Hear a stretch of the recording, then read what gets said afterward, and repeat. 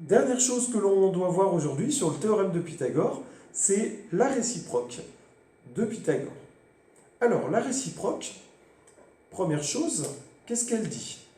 Alors, je vous donne la définition. Si dans un triangle, dont on connaît la mesure des trois côtés, le carré de la longueur du plus grand côté est égal à la somme des carrés des deux autres côtés, alors c'est que votre triangle est un triangle rectangle.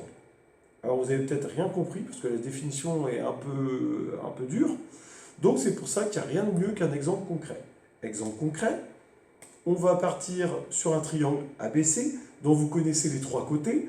AC qui vaut 5,9, AB qui vaut 4,6 et BC qui vaut 4,8. On s'interroge pour savoir si ce triangle est un triangle rectangle. Je vais donc séparer mon plan de travail en deux colonnes. Dans la première colonne, je vais tout simplement prendre le plus grand côté et je vais l'élever au carré.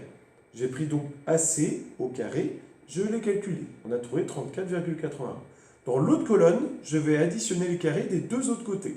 Je vais donc faire AB au carré plus BC au carré, c'est-à-dire 4,6 au carré plus 4,8 au carré, et je trouve 44,2.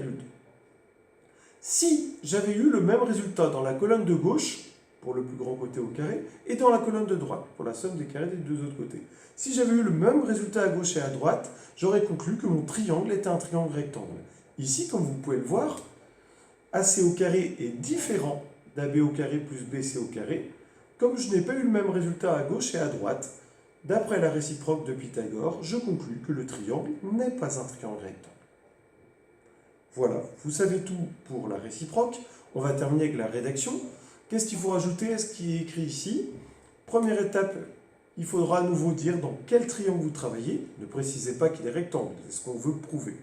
Et deuxième chose, on va donner comme pour la rédaction de la propriété, les côtés qu'on va utiliser. Et ici, au lieu d'avoir deux côtés, vous aurez trois côtés. Voilà, vous savez tout à présent et c'est à vous de jouer. Voilà, je vous remercie pour votre attention.